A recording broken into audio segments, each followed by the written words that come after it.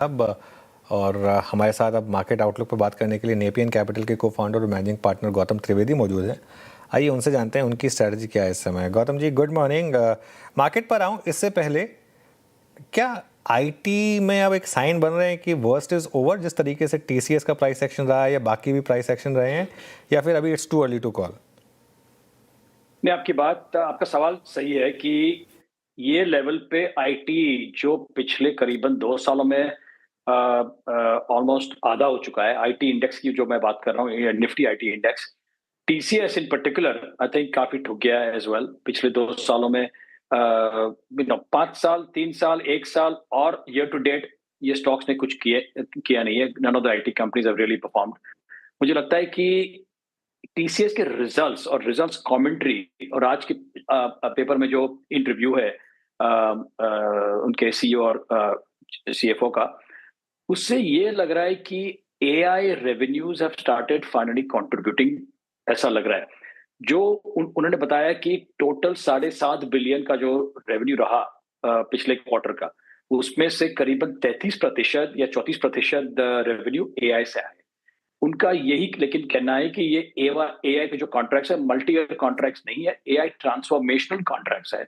और ये कॉन्ट्रैक्ट्स की प्रॉफिटेबिलिटी कितनी है और ड्यूरेशन 4 से 9 महीने तक की है, तो ज्यादा नहीं है, मल्टी ईयर नहीं है। लेकिन मुझे लगता है कि this is a step in the right direction.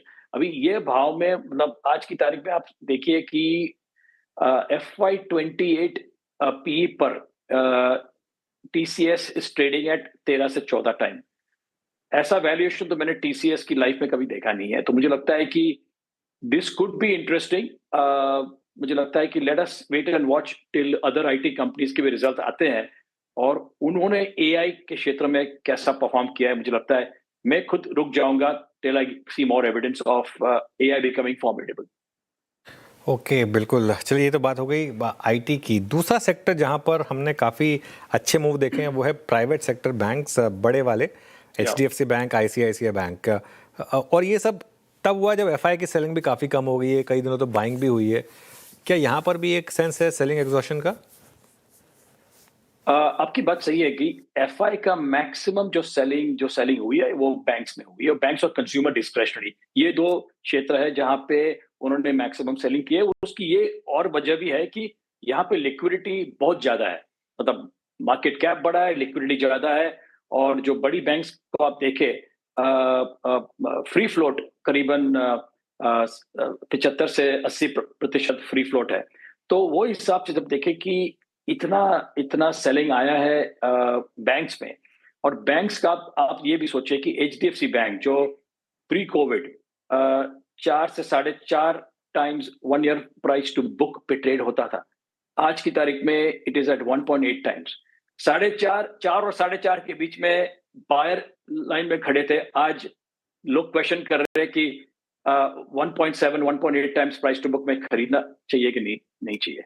तो मतलब मुझे लगता है कि the worst may be over now. और दूसरा जो आपने पूछा फ्रॉम एन एफआई पर्सपेक्टिव, जब मैं देखता हूं कि टोटल सेलिंग जो हुआ है इस साल 13 से 14 बिलियन का सेलिंग हुआ है बाय एफआईज इनटू फाइनेंशियल्स, मुझे लगता है कि it is time to start relooking at private sector banks for sure. Private banks पे कंस्ट्रक्टिव व्यू गौतम जी का। गौतम जी, पिछले लगभग 10 दिन से रियल स्टेट में एक अच्छा रिवर्सल है। कुछ रिपोर्ट्स आई उसके मुताबिक रियल स्टेट में जो प्रीमियम है, लग्जरी जो हाउसिंग है, उसमें बहुत स्ट्रॉन्ग डिमांड है। फ्लैट्स हाथों हाथ बिक रहे हैं। लो कॉस्ट हाउसिंग में डी ग्रोथ है। मुंबई का मार्केट अच्छा कर रहा है, Bengaluru is doing well, Delhi NCR में डी ग्रोथ है। आपकी सोच क्या कहती है इस वक्त? रियल स्टेट अब जुड़ा हुआ है 3 चीज़ों से, रियल स्टेट इटसेल्फ, एंसिलरी और हाउसिंग फाइनेंस कंपनियां। यहाँ पर आपका ठीक क्या है इस वक्त? देखिए, हाउसिंग फाइनेंस कंपनियां लग्जरी फाइनेंस घर को फाइनेंस नहीं करती है, तो ये इन सम सेंस जो इम्प्रूवमेंट थोड़ी थोड़ी जो आई है that is mainly at the luxury side. और जो माल बिक रहा है रियल एस्टेट डेवलपर्स का, तो वो मोस्टली प्रीमियम और लग्जरी सेगमेंट में बिक रहा है। और जो आपकी बात सही है कि affordable segment is not doing too well. तो मेरा ये सोचना है कि as of now, even though कि ये रियल एस्टेट स्टॉक्स काफी गिर चुके हैं पिछले 3 सालों में अभी भी कॉन्फिडेंस नहीं आ रहा है कि इट इज वर्थ बाइंग। तो हम लोग तो फिलहाल रियल एस्टेट में interest we are not investing right now. Okay, ये रियल एस्टेट पे गौतम जी का व्यू। अच्छा सर, एक दो थीम्स जो और इमर्ज हो रही हैं मेरे ख्याल से 2022, 23, 24 में अच्छा पैसा बना के दिया, वो थे होटल्स, है ना। ये हमारी अब जीवन शैली में है। Weekends, long weekends, extended weekend और जो नॉर्मल हॉलीडेज होते हैं उस पर लोग जी भर के स्पेंड कर रहे हैं। होटल्स में आपका व्यू क्या है इस वक्त? होटल्स में व्यू बहुत पॉजिटिव है। मुझे लगता है कि जो आपकी बात सही है कि होटल इंडस्ट्री में जो बदलाव आया है और जिस तरह से भारत के वासी लॉन्ग वीकेंड हो या इवन लॉन्ग 3 दिन का लॉन्ग वीकेंड हो तो एक और दिन लेके 4 दिन का हॉलिडे बनाते हैं। और मुझे लगता है कि ये जो नया एक्सपीरियंसेस का जो जो फैसिनेशन आ गया है इंडियंस में, मुझे लगता है कि ये जारी रहेगा। होटल जो 10 साल पहले 2 या 3 होटल कंपनी थी जो लिस्टेड थी, आज की तारीख में 10 से 12 होटल कंपनीज हो गई है। We are positive on the sector और मुझे लगता है इसमें ग्रोथ विल कंटिन्यू। और ऑफ कोर्स ये ना भूलना चाहिए कि जो अपने प्रधानमंत्री ने बोला है कि जहां तक हो सके आने वाले 12 महीनों के लिए फॉरेन ना जाए और प्लीज हॉलिडे इन इंडिया, उसको भी ये इंडियन होटल कंपनीज का फायदा होने वाला है।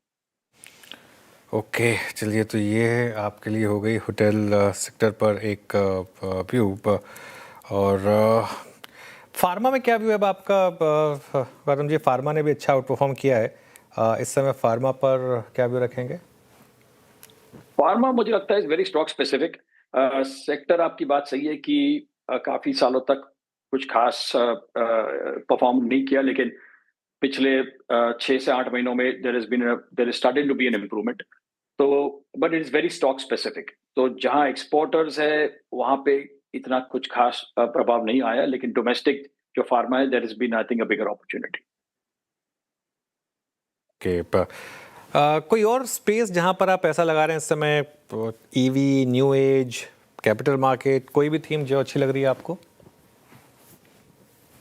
हमारे फंड में 21% और द हाईएस्ट सेक्टर एलोकेशन है टू पावर।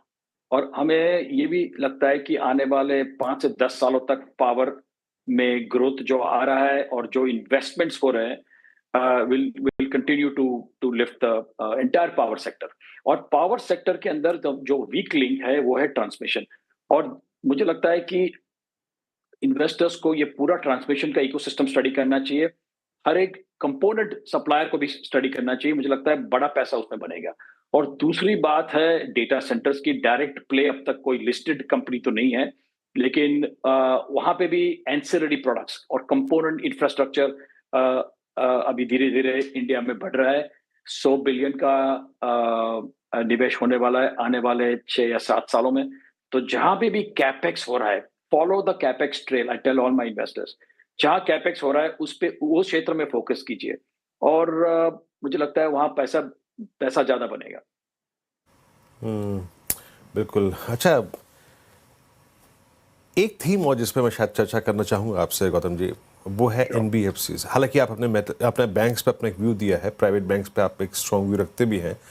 अब एनबीएफसीज, कन्वेंशनल जो एनबीएफसीज हैं या फिर हाउसिंग फाइनेंस कंपनियों को आपने पहले ही रद्द के किनारे कर दिया है, क्योंकि वहाँ पे लग्जरी में एचएफसीज का कोई योगदान नहीं होता है। गोल्ड में एक सब्सटेंशियल डिप है, तो गोल्ड में डिप का जो एक डिसएडवांटेज है वो जो गोल्ड एनबीएफसीज हैं वो थोड़ा सा अभी झेल रही हैं।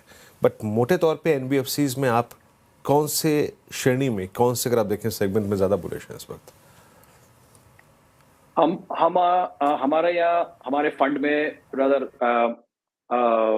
We have affordable housing NBFCs, जहाँ अफोर्डेबल हाउसिंग का फाइनेंसिंग करते हैं और जहाँ पैसे की जरूरत है, जहाँ फाइनेंसिंग की जरूरत है। जो लग्जरी घर खरीद रहे 50 करोड़ के 60 करोड़ के, उनको उनको फंडिंग की जरूरत नहीं है मुझे लगता है। लेकिन अफोर्डेबल साइड में the scope is huge, because वहां पे जो आम आदमी है उसको obviously they need funding for buying.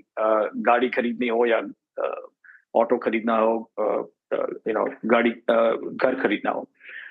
और गोल्ड लोन में शायद जो आपकी बात सही है कि थोड़ा बहुत गोल्ड के प्राइसेस, सोने के भाव में गिरावट आई है, लेकिन मुझे लगता है लॉन्गर टर्म अपने देश में इतना सोना है कि that has to be monetised, और we are very bullish on the gold loan companies. Okay, bullish on gold loan companies, ये हो गई बात इस समय। चलिए, बहुत बहुत शुक्रिया गौतम जी आज हमारे साथ जुड़ने के लिए Thank you. और अपना व्यू हमारे सामने रखने के लिए।